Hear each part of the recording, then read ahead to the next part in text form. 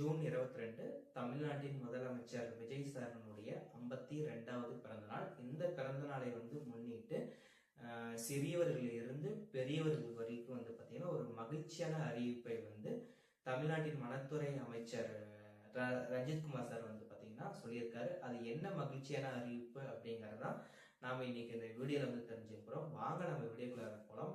அதுக்கு முன்னாடி நீங்க இப்பதான் நம்ம மிஸ்டர் பிரதாப் ஸ்டுடியோ யூடியூப் சேனலுக்கு ஃபர்ஸ்ட் டைம் வரீங்கன்னா ஃபாலோ பண்ணாதீங்க, ஃபாலோ பண்ணிக்கோங்க, உங்க ஃப்ரெண்டுகளுக்கும் ஷேர் பண்ணுங்க. வாங்க நம்ம வீடியோக்குள்ள போலாம்.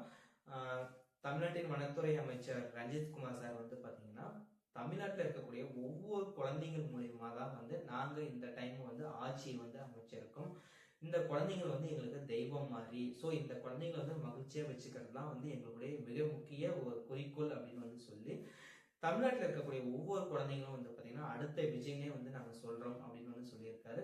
ஸோ இந்த குழந்தைங்களை நாங்க சந்தோஷமா வச்சுக்கிறதுக்காக தமிழகத்தின் முதலமைச்சர் விஜய் சாரனுடைய 52வது பிறந்த நாளை முன்னிட்டு வருகின்ற ஜூன் 21, 22 இந்த 2 நாட்கள்ல பாத்தீங்கன்னா தமிழ்நாட்டுல தமிழக அரசின் வனத்துறை கட்டுப்பாட்டுல இருக்கக்கூடிய 3 உயிரியல் பூங்காக்களை இலவசமா சுத்தி பார்க்கலாம் சொல்லியிருக்காங்க.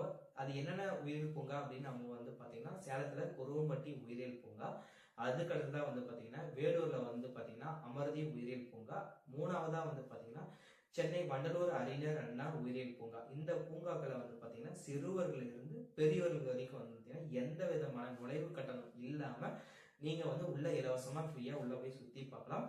அதுக்கு உண்டான டிக்கெட்டை நீங்க ஆன்லைன்ல வாங்கிக்கலாம்.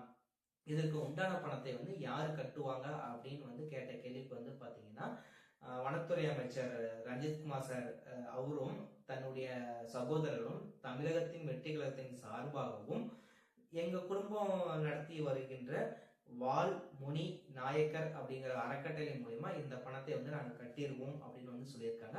சரி, இதுக்கு எவ்வளவுதான் செலவாகும் அப்படின்னு ஒரு கேட்ட கேள்விக்கு பாத்தீங்கன்னா ஒரு கிட்டத்தட்ட 20 லட்சம் ரூபாய் செலவாகலாம் அப்படின்னு சொல்லியிருக்காங்க. சரி, ஓகே, நீங்க இது மட்டும் தான் நீங்க பிளான் பண்ணியிருக்கீங்களா, வேற ஏதாவது மரக்கன்றுகள் நடந்தது இந்த மாதிரி ஏதாவது பிளான் பண்ணியிருக்கீங்களா அப்படின்ட்டு நியூஸ் ரிப்போர்ட்டர் கேள்வி கேட்கறாங்க. அதற்கு பாத்தீங்கன்னா ரஞ்சித்குமார் சார் என்ன சொல்றாருன்னா, ஆமா, நாங்க காஞ்சிபுரத்துல ஒரு போலீஸ் கேம்ப் நடத்துறோம். இதுல பாத்தீங்கன்னா கிட்டத்தட்ட ஒரு 52,000 மரக்கன்றுகள் நடத்துறதுக்கான பிளான் நாங்க பண்ணிட்டு இருக்கோம் அப்படின்னு சொல்லியிருக்காரு.